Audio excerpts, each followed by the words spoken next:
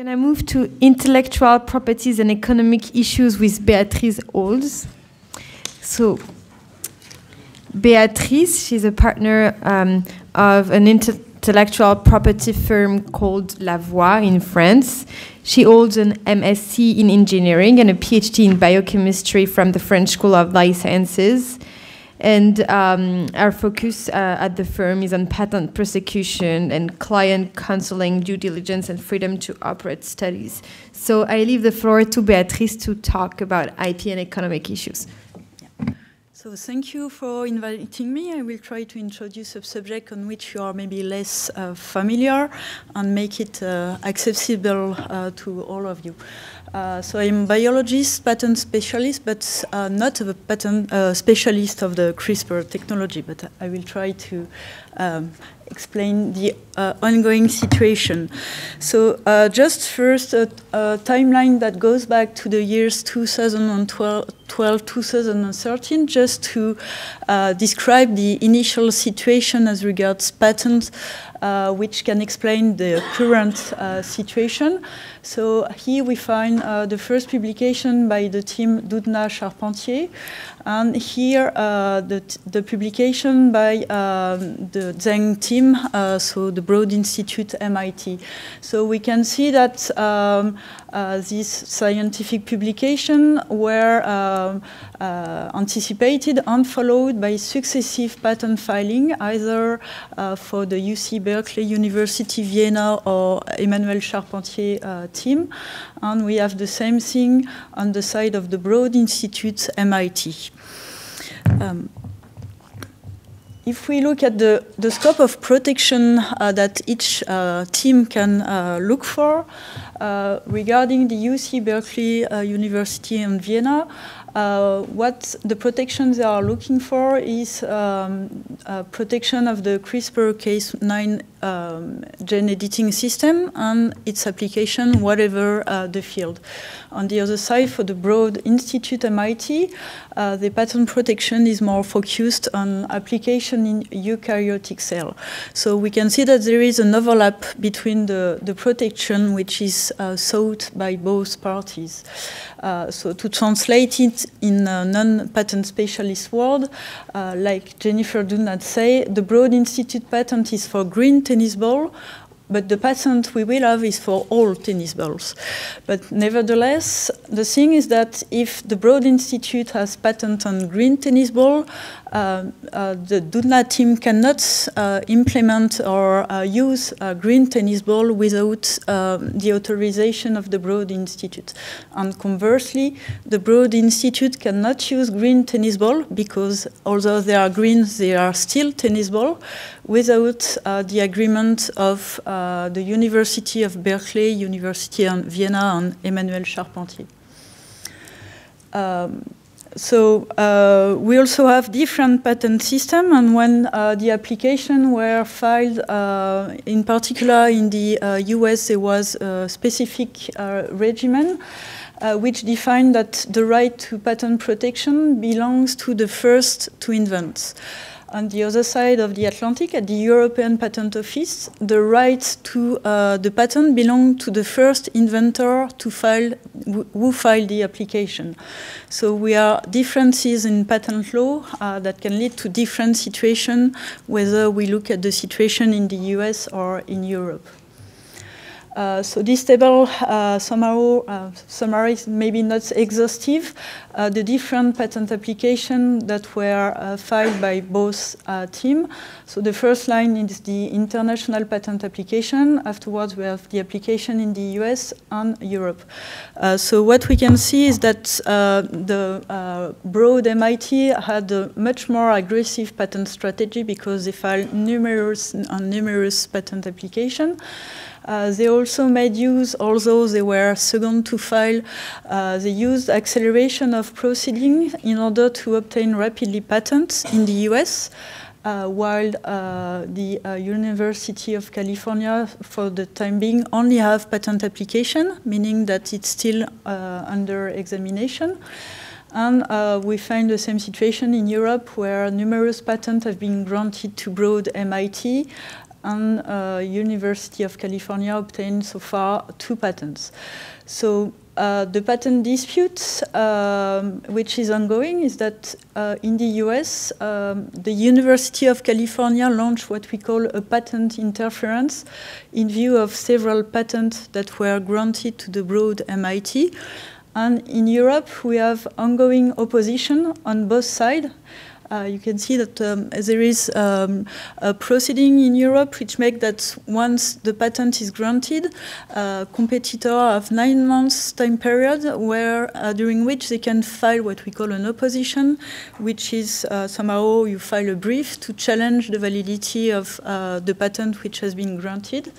And so the patent is re-examined by the European Patent Office that can either maintain the patent, amend it, or revoke the patent. So we can see that there are on each side numerous competitors challenging the validity of the patent. So regarding the patent interference in the US,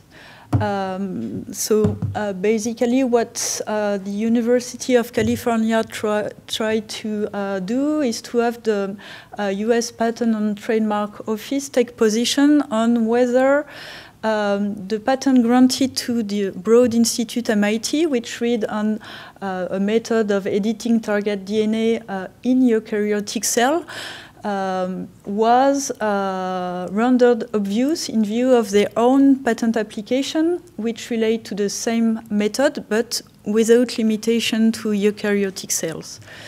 In such a case, when there is a situation of interference, the USPTO would look for the party who was first to conceive the invention. But in that case, in the end, the USPTO took the position that there was no interference because the finding was that the application in eukaryotic cell, which was claimed in the patent of the Broad MIT, was not obvious in view of the content of the application of the University of California. So that means that the position is that a Broad MIT can keep the patent, and the UC patent application has to go forward in examination.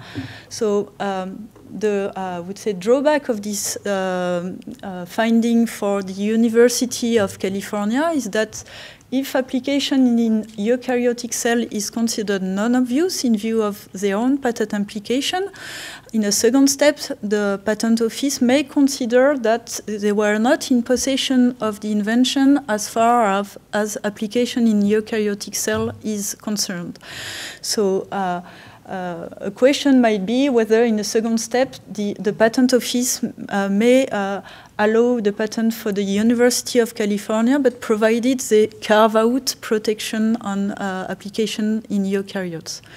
So obviously the university filed an appeal against this decision, and the appeal is ongoing now since April of last year, and it is expected that the decision will be rendered by the end of this year.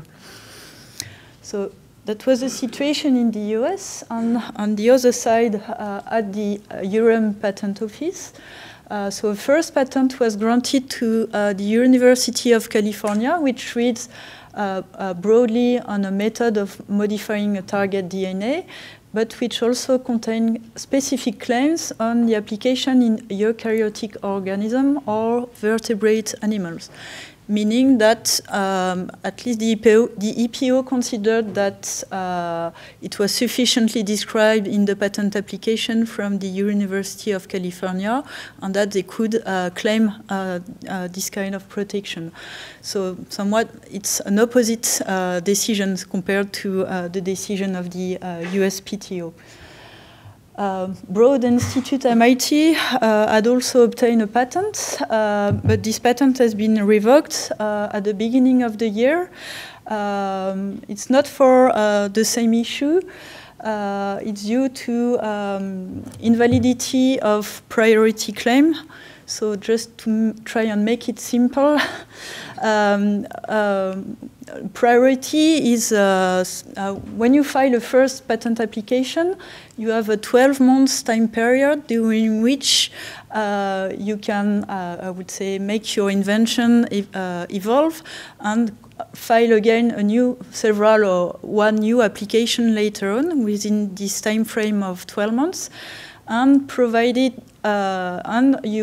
if the benefit of the priority is valid, it means that all publication that may have occurred in between will not be opposed to the validity of the later filed application. It means that the definition of the state of the art will go back to the first patent application. However, there are several conditions for a priority to be valid, which may differ also from between the US PTO and the European Patent Office. And the issue that was at stake is that in the two first patent applications that were filed by the Broad Institute on MIT, Marafani was designated as an inventor of the invention. And afterwards, he disappeared, and he was not designated inventor in the international patent application from which the European patent derive. And for the European Patent Office, you need to have an identity between the applicants in order that the priority claim is valid. So the consequence of this, which is on the face rather formal, is that the Broad MIT lost the two first priorities. And after the two first priorities, there was the publication from Wang et al. Disclosing the use of CRISPR-Cas1 in zebrafish.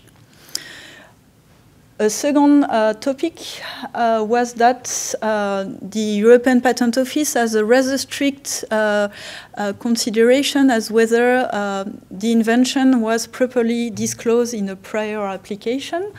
And in that case, they considered that the following two priority applications did not disclose the same invention. So they also lost these two priorities. And again, a new scientific paper became prior art for the European patent. So in the end, due to these procedural issues, the patent was revoked because the two scientific papers anticipated the invention that was claimed in the patent. So regarding the acquisition of the IP rights, the dispute may be ongoing for a while because it takes several years before you reach an end in the patent dispute. And you also have to keep in mind that there are other players who have IP rights.